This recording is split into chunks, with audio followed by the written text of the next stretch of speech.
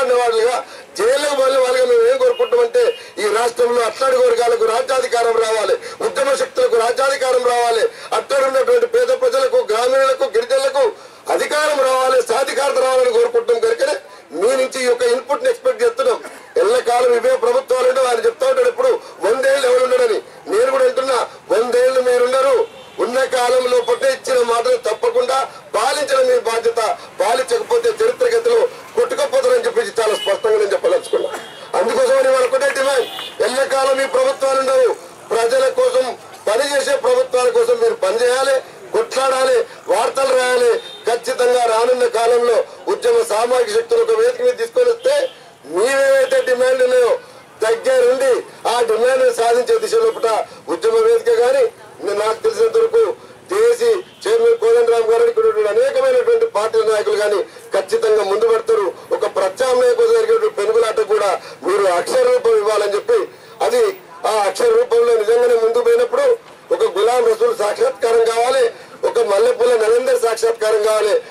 గత కాలం లోపల అక్షరం కోసం అక్షరం ప్రేమించడమే నేరమైందని చెప్పి కటకటాలను లెక్కించినటువంటి వాళ్ళు, చావు నోళ్లకు పోయినటువంటి వాళ్ళ యొక్క వారసత్వం ఏది ఉందో అది చాలా గొప్ప వారసత్వం. షోయబుల్లా ఖాన్ వారసత్వం నేల మీద ఉంది కనుక మీ అందరికీ విజ్ఞప్తి చేస్తున్న ఒక గొప్ప అవకాశం వచ్చింది.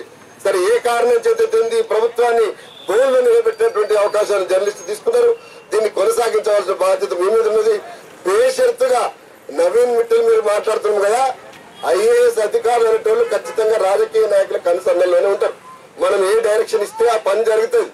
నిజంగా ఇవాళ మాట్లాడుకోవాలంటే అధికారులకు పూర్తి స్వేచ్ఛ ఇస్తేనే కదా.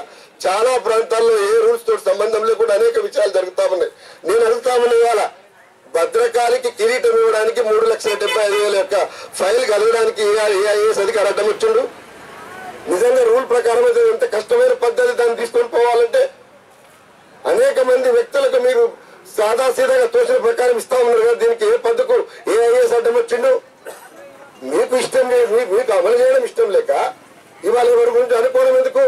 రెండవది ఇంతమంది అన్న మాట, మీ నుంచి గెలిచినటువంటి ఉద్యమ నాయకులు ఉన్నటువంటి వాళ్ళు మీ తరపున నిలబడాల్సిన బాధ్యత అవసరం వచ్చింది. వాళ్ళ బలహీనమైనటువంటి చిన్న పత్రికలు అనుకుంటాము, వాళ్ళ తరపున నిలబడడం ఎదిగిన పత్రికల్లో ఉన్నటువంటి నాయకులుగా ఉండాల్సిన బాధ్యత ఉంది. అట్లా చక్రధర్ గారు ఇంతకుముందు చెప్పారు కదా, అనేకమైనటువంటి ఇంటర్నేషనల్ ఛానల్స్ ఉండే అవకాశం ఉన్నా మీకోసం నేను వచ్చినట్టుగా మిగతా నాయకులు కూడా రావాలి, మిమ్మల్ని అర్థం చేసుకోవాలి.